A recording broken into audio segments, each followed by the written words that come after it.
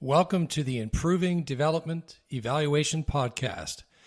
I'm your host, David Wand, and welcome to Season 1, Episode 4, Part 1. The International Development Organization we are going to talk about in this episode, Part 1, is the Ghana Rural Integrated Development International Organization, or short GRID, G-R-I-D. You can learn more about this International Development Organization if you check out their website at www.grid-nea.org.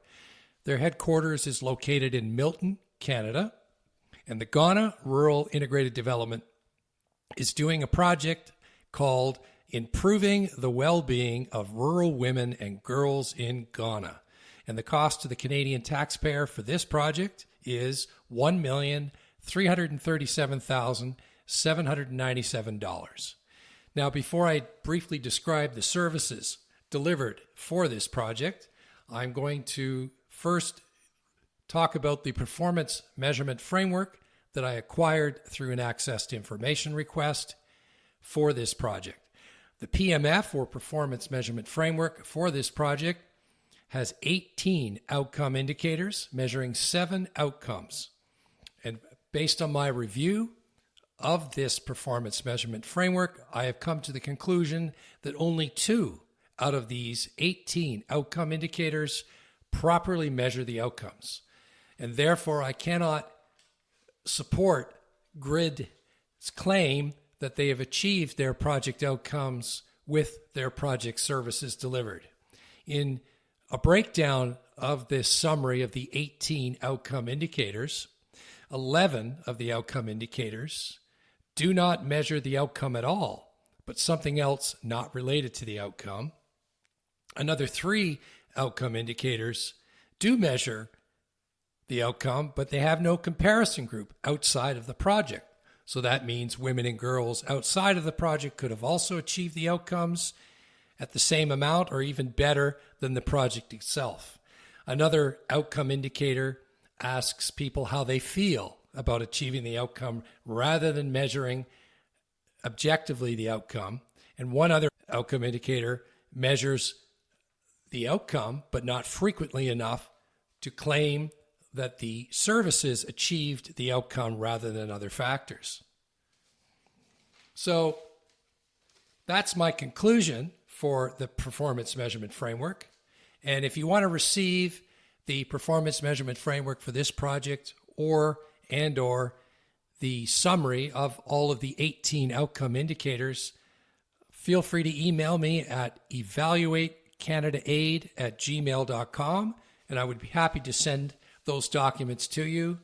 And also, if there's any evaluation experts out there that would like to be on my podcast to also critique the performance measurement framework for upcoming episodes, feel free to email me, and I will be happy to send you those performance measurement frameworks that I have acquired through an Access to Information request. Now, the services for this project, there were 4 target groups that these services were being delivered to. And those 4 target groups were, number 1, women. And the focus of the project was to train them on how to grow and sell peanuts and how to raise and sell goats.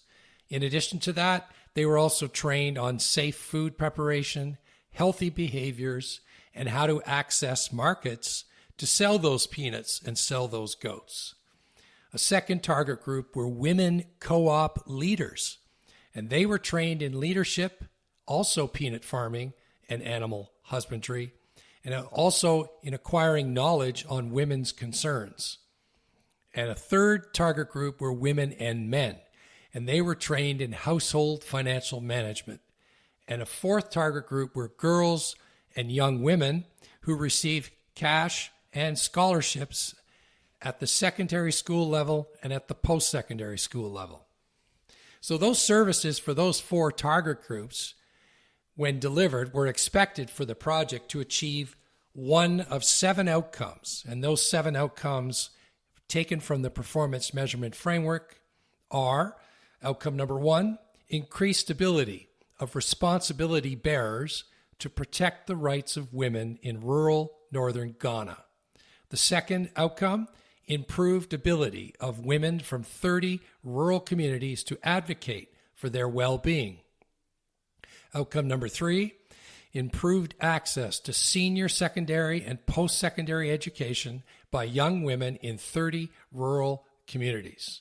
Outcome number 4, improved knowledge and skills in managing sustainable, resilient, and productive agricultural livelihoods by adult women in 30 rural communities. Number 5, improved participation in equitable household and community decision-making by women in 30 communities in rural northern Ghana. Outcome number 6, increased participation in sustainable, productive work by women in 30 communities in rural northern Ghana. And outcome number 7, improved well-being of women and girls in 30 rural communities in Ghana's northern and Brong Ahafo regions. So there you have the outcomes and the services. Now, for this part 1, I'm just going to give you 3 examples of some outcome indicators for some of the outcomes in the project where they run into these various problems of poor measurement or no measurement at all. And despite the small size of this project, only over $1 million, if you've been following the podcast, the other projects I've been reviewing go, anywhere up from $5 million up to $37 million. But in this example, I want to give some credit where credit is due. And as I'll get into detail here, you'll notice that some of the indicators are quite good as they start to actually measure incomes for expected immediate outcomes or longer-term outcomes for training on how to grow and sell peanuts and how to raise and sell goats. So we'll get right into it now. So let's take a look at outcome number 4, improved knowledge and skills in managing sustainable, resilient, and productive agricultural livelihoods by adult women in 30 rural communities. One of the outcome indicators for this outcome number 4 is, and I quote, number of women able to produce 9 bags of peanuts on 1-acre farms. Not bad. They're getting close. If you learn how to grow and sell peanuts, eventually you're going to make income from selling those peanuts. But before you make the income from selling the peanuts, you have to be able to know how to grow and sell the peanuts. And so they're actually getting close by saying, let's take a look at the bags of peanuts that you've produced, which is pretty good. Only problem is those 9 bags of peanuts could be empty. So I would suggest it's going in the right direction, this outcome indicator, but ideally what you'd like to do is weigh the bags of peanuts to see the weight of the peanuts that they've actually been able to harvest. So I would change the number of bags to the weight in kilograms, and please change the number of women to the median weight of peanuts produced by these women, along with the number of women in the project that were producing the peanuts that are associated with the median weight in kilograms of peanuts produced. The interesting thing about the performance measurement framework is if you take a closer look at it, you'll notice that the project staff are responsible for coming up with how many women produced 9 bags of peanuts. Slight conflict of interest there. They review the project harvest records, as it says in the performance measurement framework. That should ideally be done by a third party. They should just go in and go to the women and say, show me your peanuts. Let's weigh them. That's a more accountable and transparent way of coming up with this weight in kilograms of peanuts produced. So that's a good indication that this organization, GRID, is going in the right direction. They're saying, show me your peanuts, but you want to get the weight, ideally. That's what you'd like to do. So the second outcome number 2, improved ability of women from 30 rural communities to advocate for their well-being. The indicator here, one of them, is the percent of women co-op leaders able to identify one or more things, quote, they plan to lead their co-ops and or communities in doing to improve quality of life. The problem with this indicator is the plan to lead does not measure improved ability to advocate. It's too soft, it's too indirect. Also, a plan to lead is not advocating. The performance measurement framework shows this is done through focus group discussions with these women co-op leaders. That's not good enough. What you could do is, since you're training these women co-op leaders to be technically able to advocate, you should test them objectively on their ability to advocate. So, for example, you could look at some advocacy or communication documents that they've produced and score them. And you could also look at their presentation skills, because I presume that they have to advocate to somebody, maybe the government, local government, governments that are going to respond to the interests of these women. So you have to see what their presentation skills are also. These are just examples. But the point is, a plan to lead is not good enough. If you're training them on how to advocate, you're training them how to lead, then you should objectively measure their ability to lead and their ability to advocate. So you could check out their documents that they're producing for advocacy on their quality, and you could check out their communication presentation skills on advocating. And you could score those. In addition, even if their technical ability to advocate does go up after the training, you need to have either frequent measures to show that, or a comparison group of women who've been not trained by the project but are advocating for women in some other part of the country that are not in the project, because you would expect women who've been trained in this project to have better levels of advocacy skills.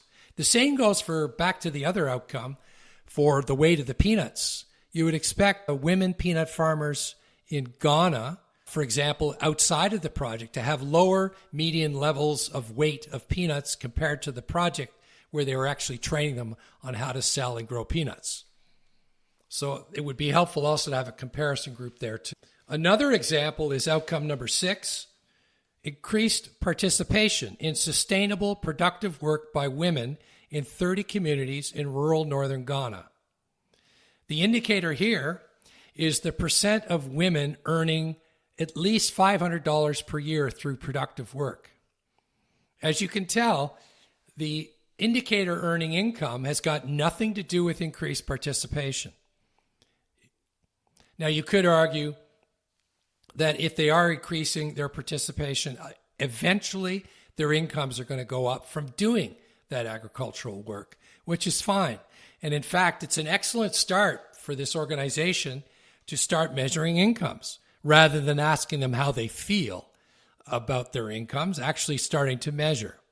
The only thing I would suggest here is, once again, like the number of bags of peanuts, here, instead of just measuring the percent of women who earn $500 or more per year through the selling of peanuts or the selling of goats, they could simply get the median income for each of these activities, for selling peanuts and for selling goats. But it's still useful because they're moving in the right direction by looking at income. And also, again, they should have a comparison group of women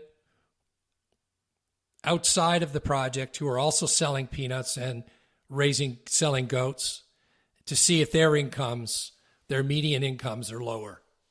And that, in fact, what we would do is, instead of the percent of women, you would just have the median income for these women and the median income for another group of women in the country that have not been part of this project, and compare their incomes, because you would obviously expect the project training to be better at training them, and their incomes would go up, and those income levels would be greater than the median income of the women who did not have the benefit of the training from the project. We don't know, as you know, if that's going to be the case unless you have a comparison group.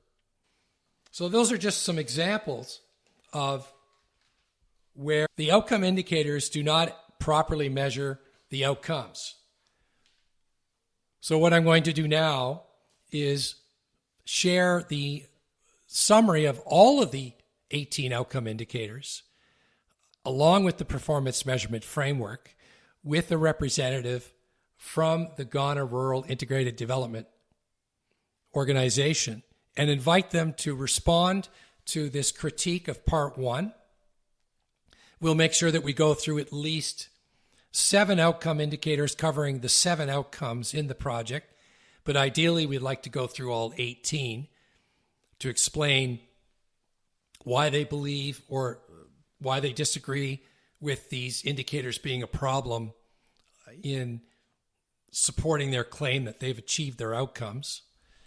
And then once we finish part 2, we will send it to the Minister for International Development as well as the shadow critics for the opposition party and the third party, recommending that, again, immediately the performance measurement framework for this project and all future projects for this organization, and for all organizations for that matter, be included on the Global Affairs Canada project browser website so that everybody can see that these performance measurement frameworks actually show the flaws that we've discussed.